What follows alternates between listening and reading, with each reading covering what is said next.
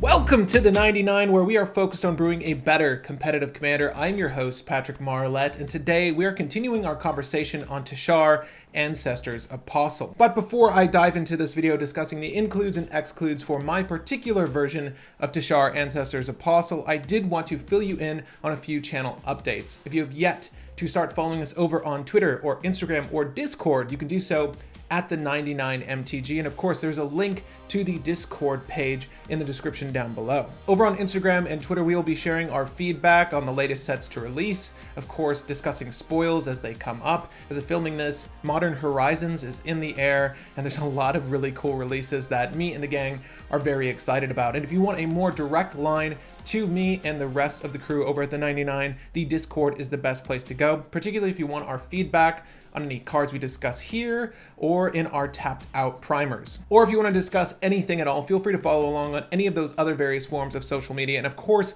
you can talk about the decks that come up on this channel in the comment section down below. And with all of that out of the way, let's start our discussion on Teshar, Ancestor's Apostle with the excludes from my particular deck list. Now, just because I'm excluding these cards doesn't mean they are bad. As a matter of fact, a lot of these cards are really good. They just don't fit into what this deck wants to do. Now, you might see them on other primers for Teshar. That's great. They probably work better there, or at least I hope they do. Some of these excludes are going to seem really odd, but I'm going to explain every single one of them as we go over them, letting you know why they've been removed from this deck. Now, in case you need a refresher, and the bird should be on the screen now, but Teshar, Ancestor's Apostle is 3 generic and 1 white. It's a legendary creature bird cleric with flying, and whenever you cast a historic spell, return target creature card with a converted mana cost of 3 or less from your graveyard to the battlefield. And historics, brief reminder, artifacts, legendaries, sagas. There's only really artifacts in this deck and a handful of legendaries. No sagas. It'd be nice if we got some sagas. But the basic strategy, if you didn't watch our part 1 video, I'll encourage you to watch that now. My deck list doesn't operate like a lot of other deck lists, so it's probably important to note how I orchestrate the combos in this particular list. There are a lot of them. There are 6 different win cons. There's a lot to it. Watch the part 1 video.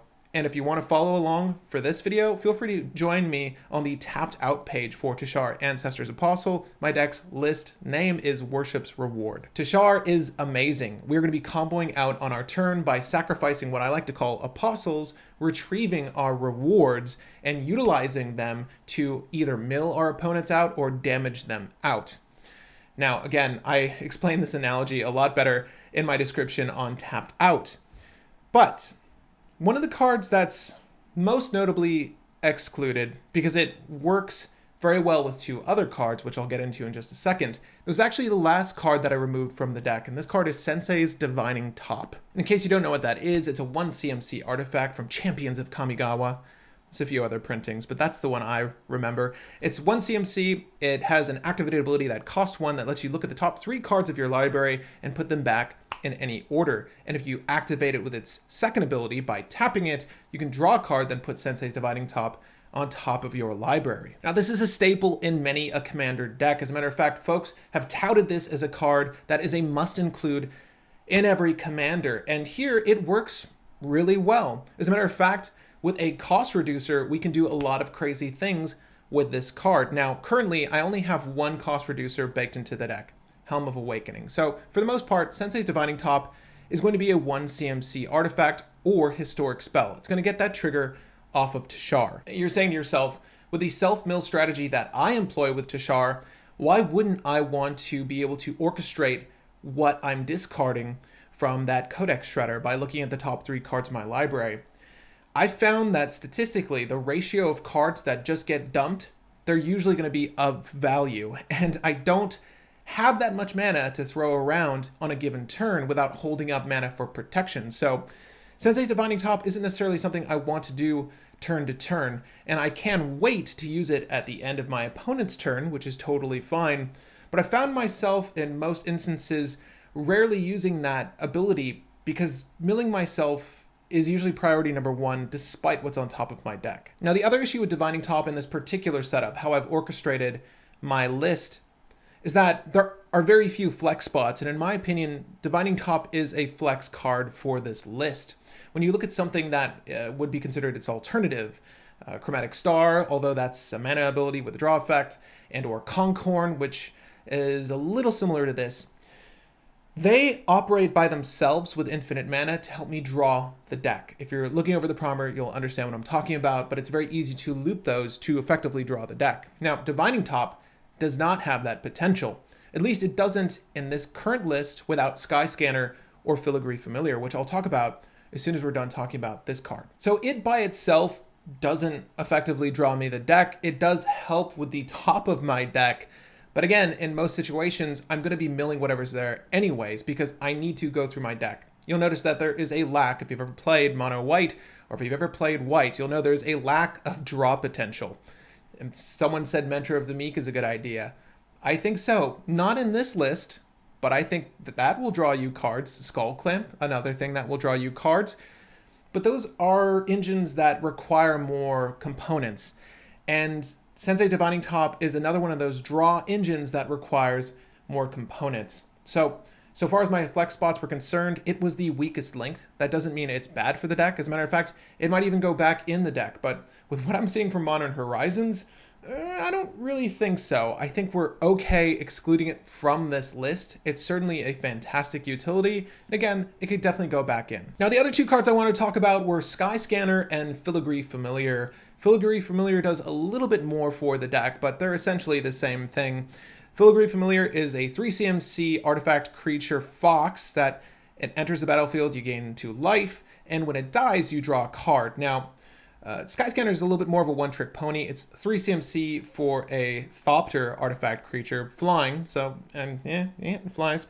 And when it enters the battlefield, you draw a card. So we have an LTB draw card and we have an ETB draw card. Now to briefly break down the Senseis Divining Top draw my deck loop that people do enjoy with this list and or other list. And we'll just use Filigree Familiar for this instance. That is the LTB triggered ability to draw a card. So let's just say we have a sack outlet on deck. We've got our Mer Retriever, so we're able to retrieve an artifact. And this is post infinite mana. We've gained generic infinite mana by sacrificing Monocrypt and retrieving it with our Mer Retriever. Okay, so that's out of the way. When we go to sacrifice our Filigree Familiar, the trigger hits the stack. That lets me draw a card. We'll activate Senseis Divining Top and put that on top of the stack. So I'll go ahead and draw a card from Divining Top, put top on top, and then the trigger from Filigree Familiar resolves, and I draw the Divining Top. Now, Mer Retriever isn't really important in this example, but you need to understand that Retriever had to be out to net the infinite mana via one of our other combos to even allow for this to work. So at this point, we have Senseis Divining Top and whatever else we drew on our hand. If Teshar's out, as Teshar is for all of these combos, we'll play Divining Top. That gets you back Filigree Familiar, and you can start that same combo again. Now, this does require a lot of working parts, and it's necessary that something else happen before this is allowed to happen.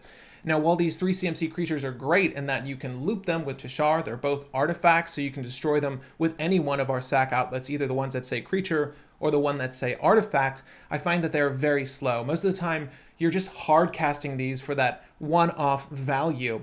You're really looking to net infinite mana with one of your apostles in a sack outlet, a place of worship, and use that mana for something a little bit better, something like the mill effects. And or if you're not able to mill your opponent out, you'll be able to mill yourself until you get Blasting Station or Walking Ballista. And with that infinite mana, just damage your opponent out. We do have enough draw effects in the deck already. And as I've stated in my part 1 video, or let me just clarify here, the cards in this deck are better in the grave than they are in our hand. Instance, yes, we kind of want those in our hand. It does stink when Enlightened Tutor gets milled. That's a sacrifice we're willing to make if it ensures we're getting one of the other 99 things we want in our grave. It's crazy, I know, milling ourselves in white. White doesn't even like to mill itself. We have to grab artifacts to allow us to even do this, but trust me, it works. This is the strategy that this deck was built on. Filigree Familiar and Skyscanner just don't fit in. Oh boy, so this is an interesting exclusion for a lot of people, and it's hard to discuss this card without ruffling a few feathers. This is Glinthawk. Glinthawk is a 1 white mana creature bird, It has flying, and when Glinthawk enters the battlefield, sacrifice it unless you return an artifact you control to your hand. Now, this works very similarly to Aviary Mechanic or Core Skyfisher. Those allow you to bounce permanents back to your hand, any permanents, a little bit better. But for the most part, you're looking to, in the combos that utilize those cards, you're looking to bounce those artifacts back to your hand. Now, the range of artifacts that you are effectively allowed to bounce back to your hand to allow these combos to go off is very limited. And it's not like you're mitigating any issues of this being a graveyard recursion list. And that's, let's not kid ourselves, that's what Teshar Ancestor's Apostle is. When you read that ability, it allows you to pull stuff back from your graveyard. It is a graveyard recursion list. So having a creature that bounces stuff back to your hands, it may sound nice, but we're not really looking to hard cast things. We want to cheat things out from our graveyard. So in lieu of a Glinthawk, an Aviary Mechanic, a Core Skyfisher, I've put in a lot more removal to allow this deck to flourish in a scene that uses Silent Gravestone, in a scene that uses Grafdigger's Cage, all over the place. To remove that Torpor Orb, we need to be able to get rid of those effects to make our plan A work. In my opinion, bouncing stuff back to my hands, it's not really viable unless that thing is a mana crypt. And of course, that's a free trigger off Teshar. But again, look over the list. There aren't that many things, at least in mine, that really work off of this effect. Now, while the range and scope of those bounce permanents, or in Glinthawk's case, bounce artifacts, in my opinion, is much smaller, I do see their value and why folks would want to incorporate them into their 99. However, I think it's better we stick to our core apostle, something like Leanin' Squire, Junk Diver. Those are better cards to work with our list. When we have Grinding Station out, we would rather be milling ourselves or our opponents with one of our artifacts and not putting it back into our hand, particularly if that card is a mana positive rock. So something like our Mana Crypt, we'll get the 2 mana from it, we'll mill with the Grinding Station effect to get rid of the Mana Crypt, and we'll be able to retrieve it with one of our core apostles instead. You have to rework how you imagine these combos playing out, because we wouldn't be able to get the effect of Grinding Station if Glinthawk was consistently bouncing that card back to my hand.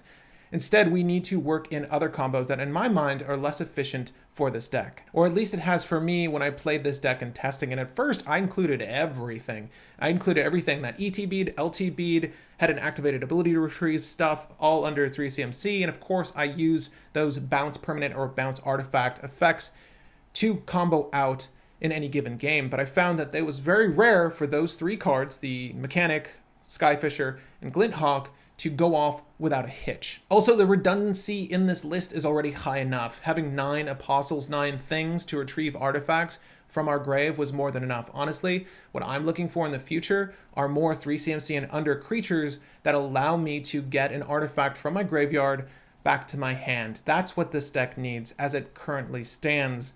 I don't think Glinthawk and or the other 2 are really valuable in my particular list, but continue using them if you found luck with them in yours. A really big player in the Teshar world is Welding Jar. It's a 0-cost artifact that's fantastic. It's a free trigger off of our bird, and it's sacrifice Welding Jar as an activated cost to regenerate target artifact. Now, it's important to note that you can't use this to stop a sack outlet from killing your Mer Retriever, to, stop your Mer Retriever from dying and somehow get the effect of Mer Retriever. No. This is when someone targets your, your Altered Dementia with a disenchant, and you say, no, that doesn't die. This Welding Jar will die, or be destroyed. However, Welding Jar, you can't activate that ability unless it has a valid target. So it's not like it's a card we can loop. You can't just sacrifice Welding Jar to nothing to net no effect. It has a target. It's not you may, you have to. So unless there's something for you to regenerate, you can't be looping the Welding Jar as I showcased with Lotus Petal in our part 1 video. It's not a card you can do that with. And the other issue with Welding Jar is yes, it's a free trigger off of Teshar. It's not a very good one. If you have Welding Jar in your opening hand, it's something that you want to have out early to protect your early game artifacts. when I put out Welding Jar, it's to set up for my Grinding Station, because Grinding Station is one of the best cards in this deck, and I don't want people to be removing Grinding Station. I hope they don't know that Grinding Station is such a killer card in this list, but it's valuable for protecting those things. It's not necessarily something you want to hold for the triggered effect. If you draw into it and you have Teshar out, well, lucky you. Otherwise, it's an early game play.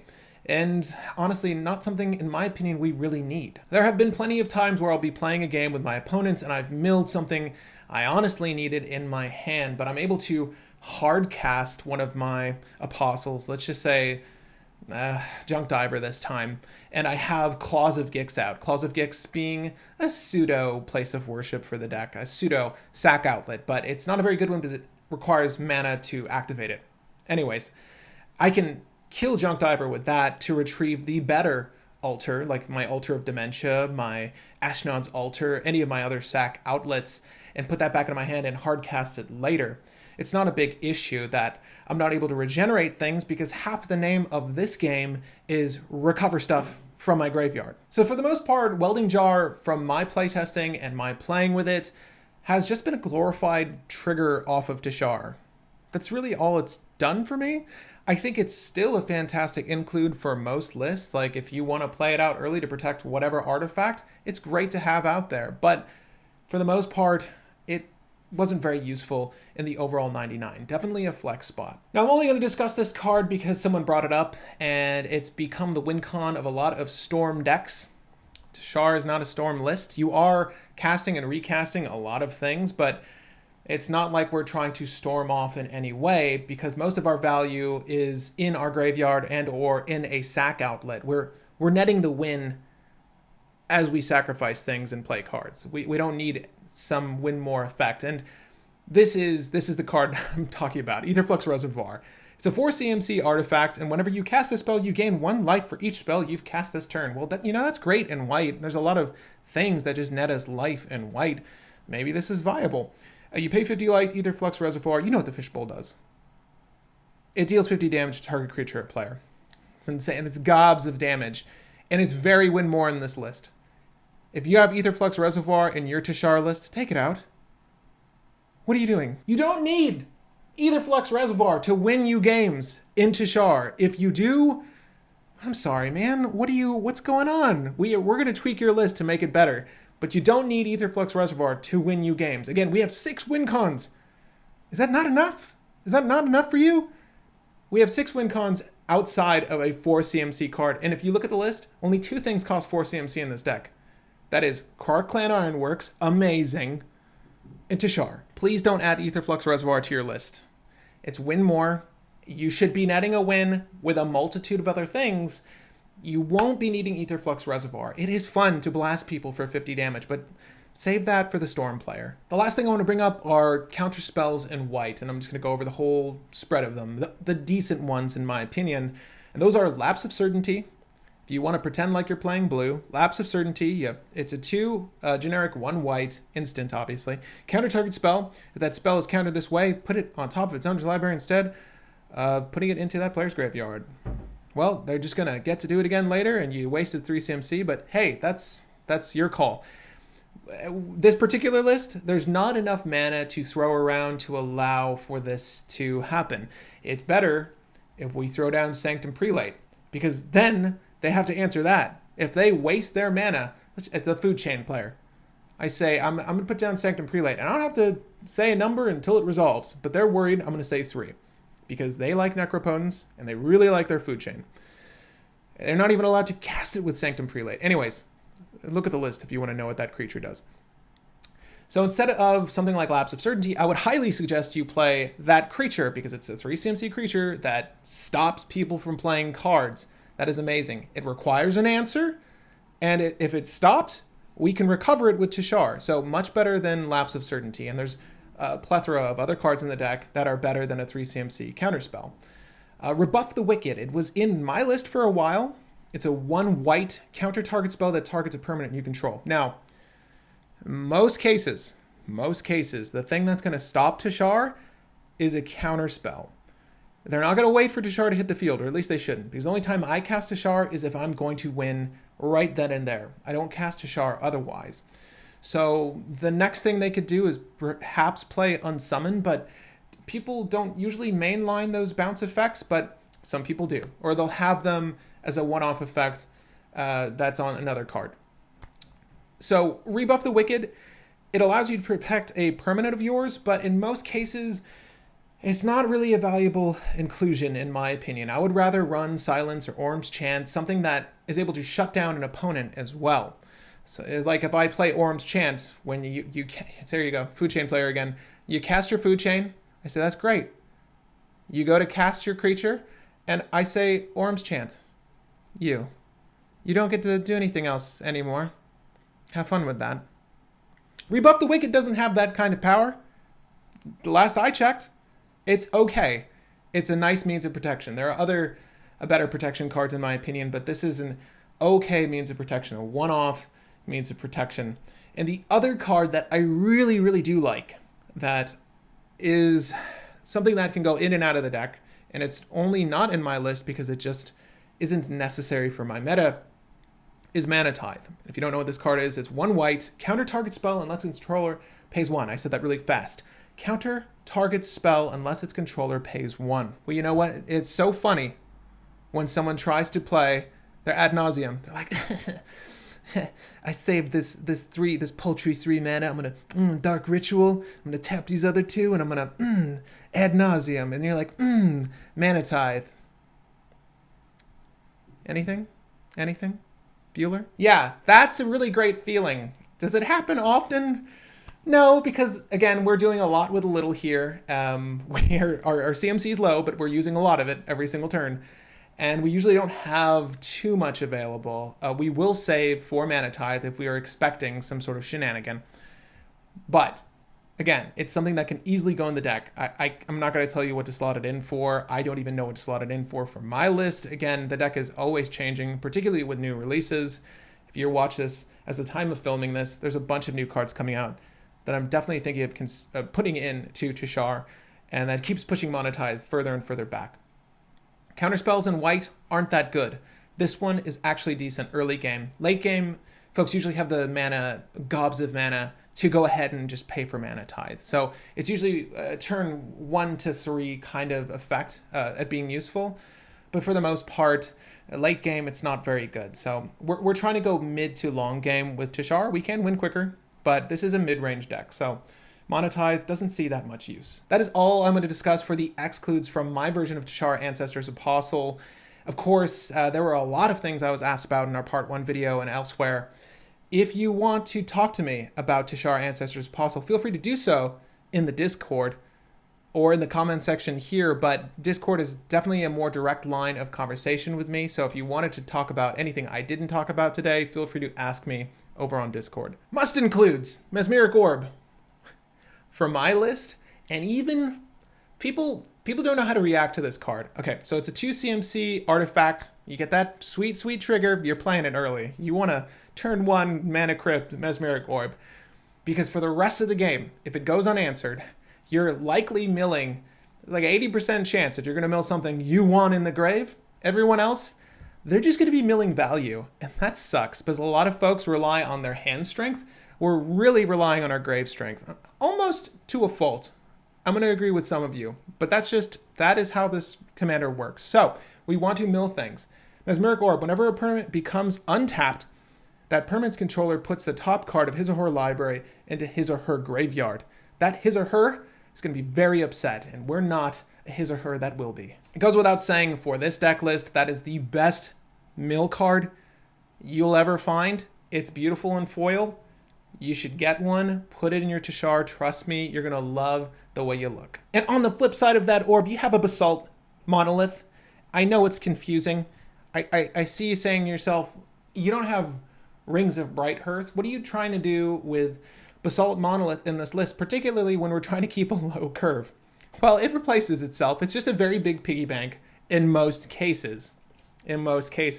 But if you've ever untapped a basalt monolith to itself when you've had a mesmeric orb out, it's a really good feeling. You can see this smile on my face. It's a really, really good feeling. This is the only deck that truly benefits from the self-mill strategy of having those 2 card combos, Mesmeric Orb and Basalt Monolith. If you don't know what this does, you tap it for 3 mana. You can pay 3 to untap it. See what I did there? We're untapping our Basalt Monolith to net is however much mill we want on ourself via the Mesmeric Orb.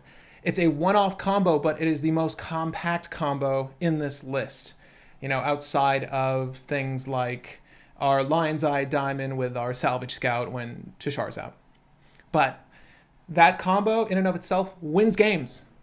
If a combo wins you the game, you put it in your deck. I didn't have Basalt Monolith in this list for a long time, but I kept, trying it out, goldfishing with it, playing it. You enlighten your tutor, get the Mesmeric Orb, you have the Monolith out, you were saving it to cast Teshar, but you're like, this is one better. There's so much value in it. And I was able to get that to go off in a game, and it won me the game. I can say that that in and of itself is enough of a reason for me to include Basalt Monolith. Again, it is what I would still consider a flex spot. So obviously, if you want to put your Senseis Divining top in, this would be the spot. But having a big piggy bank like this on field that gets you the 3 CMC for your Teshar and has that one-off combo is awesome. And the feeling when you get to twist that unlimited times for unlimited mill is stupendous. The next card I want to discuss is Chalice of the Void. This was not an easy inclusion, not at first, but I can tell you honestly, it was the best include as of recent date. Now, if you don't know what Chalice of the Void is, it's an X, so you have to put an equal value in each of those X cost. It's an artifact, and when you cast it, it enters the battlefield with X charge counters on it. So if you pay 2, it has 1. You pay 4, it has 2.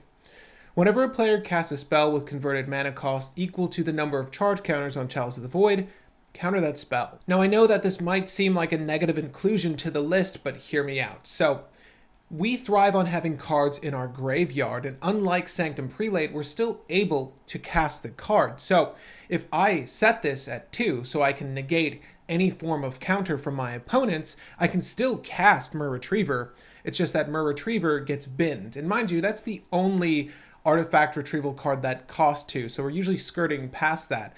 And most of the effects in our 2 CMC slot, we're going to skirt around anyways. Like if you need to play Grinding Station, play it first before you play Chalice of the Void. And mind you, this scales. You're going to need to cast this for 4 anyway, so you will have likely played out any of those permanents that are 2 CMC that you needed to play out beforehand. And same goes for 1 CMC. In any instance, you're likely going to play those cards prior to Chalice of the Void, or at least you should plan to. Casting an Arcbound Ravager into this isn't the end of the world, as when we cast Teshar and we play any historic spell, we're going to get Arcbound Ravager back anyways. So how much of a negative is this effect for us? Gauged against how much of a negative it is for our opponents. And in most instances, this is going to hurt our opponents more than us. And more importantly, it functions as a trigger off of Teshar if we need it late game. Early game, it's a great setup piece to hold the board down while we set ourselves up for victory. And late game, it's just another trigger. There aren't that many commander decks that really function highly with Chalice of the Void, but from all of my playing, I found that this card is a must include. And this is another card, much like Chalice of the Void, that will or won't see a lot of play pending on the deck. And a lot of monocolored decks thrive off of artifacts with abilities like this. And this card is Engineered Explosives. It has X in the value, just 1 X this time, and Sunburst. So when this enters the battlefield, it enters the battlefield with a charge counter for each color of mana spent to cast it. It also has the activate ability of 2 and sacrifice Engineered Explosives. Destroy each non-land permanent with converted mana cost equal to the number of charge counters on Engineered Explosives. Now, white isn't for lack of ways to remove artifacts or enchantments or even exile creatures, which is one of the best ways to remove our opponent's threats. However, Engineered Explosives, much like Chalice of the Void, nets us a free trigger. Secondly, the threat of activation is usually enough to stave off opponents, and it's not difficult to produce 2 mana colors in this deck with how it's set up.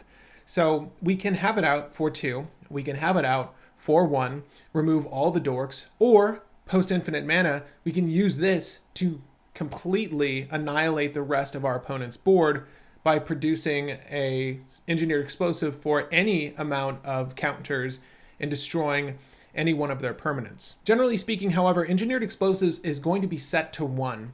And why is that? Well, it eliminates our Grafdigger's cages, it eliminates our silent gravestones. A lot of the things that hate on graveyards are set to 1 CMC. So having this on the board effectively tells our opponents that it pressures them into either destroying this or just saying goodbye to any of those artifacts. And again, it's an artifact that we can recover from our graveyard with any one of our apostles. It's really good for this deck, and it's an excellent choice because it's historic. So again, it's a free trigger at 0. You can use it to remove any grave hate, and it's recurable. So why wouldn't you want to use this? I've brought her up a few times, so we might as well talk about her. The next card I want to discuss is Sanctum Prelate. Sanctum Prelate is 1 CMC and 2 white for a creature human cleric. It's really nice. Our Cabinet of Souls is going to be set to cleric anyway, so if we want to hard cast her, we will get to play her, generally speaking, counter-free. As Sanctum Prelate enters the battlefield, choose a number. Non-creature spells with converted mana cost equal to the chosen number can't be cast. Do I need to say much else about this?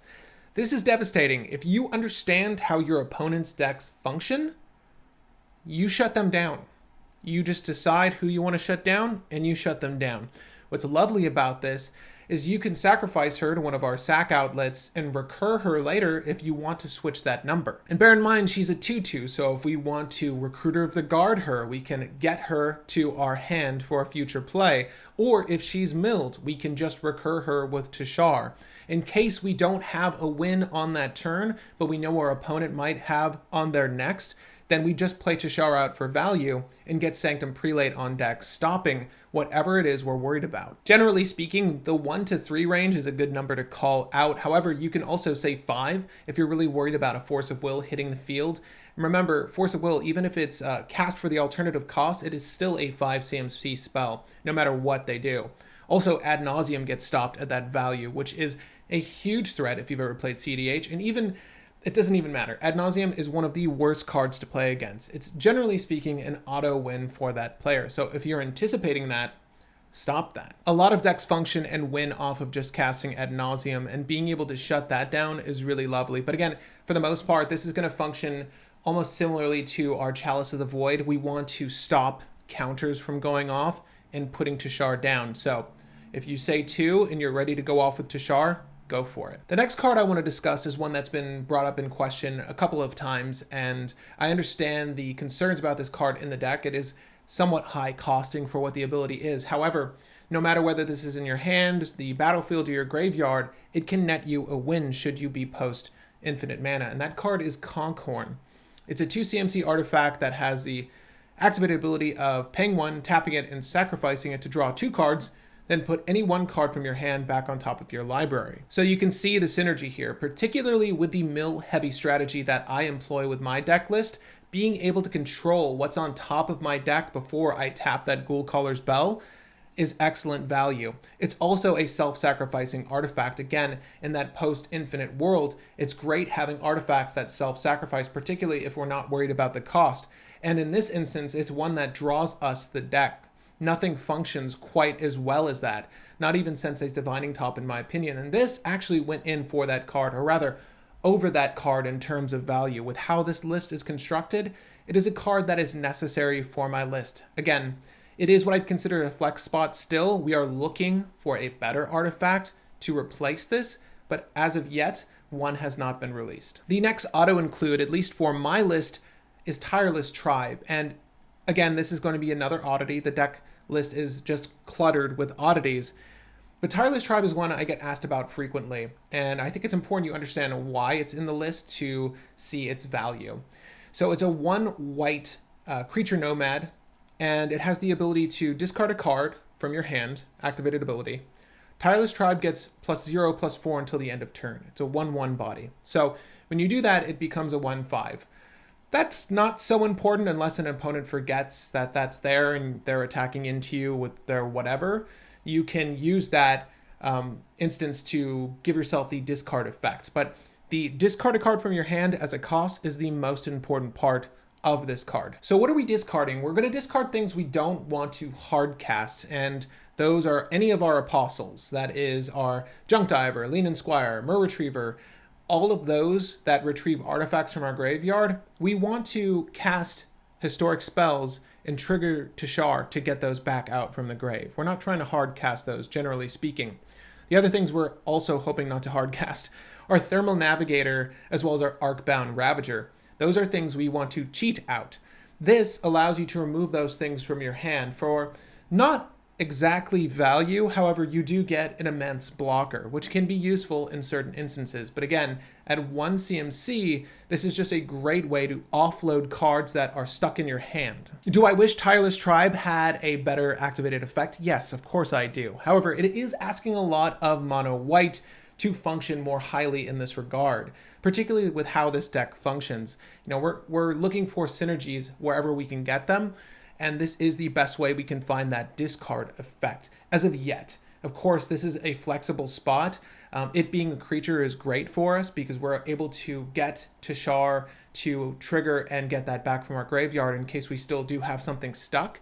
So ideally in the future, another creature with a better effect. But for now, Tireless Tribe is working very well. Now, this covers a lot of the 99 that I feel I get asked most about, not only from my playgroup, but of course you guys on our various social medias. If you have any questions regarding a card I didn't discuss, feel free to leave that in the comment section down below, and hopefully I can clarify why that works so well in this list, and or if it's a flex spot and there could be something better. And of course, if you have suggestions, I'd love to hear them. However, this list has been tightened and tweaked to exactly where I want it.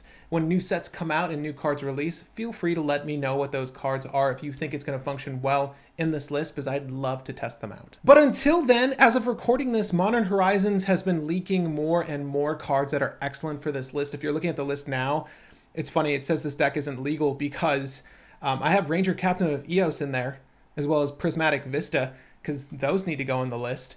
Anytime we can thin our deck out with Prismatic Vista, of course we'll do that. Plus, we need white mana always. We need at least one white source for Teshar, so Prismatic Vista, perfect. And Ranger Captain of Eos, do I need to say why he's in this list? But yeah, there's so many great new additions for this list. Scrapyard Recombiner is something I want to test.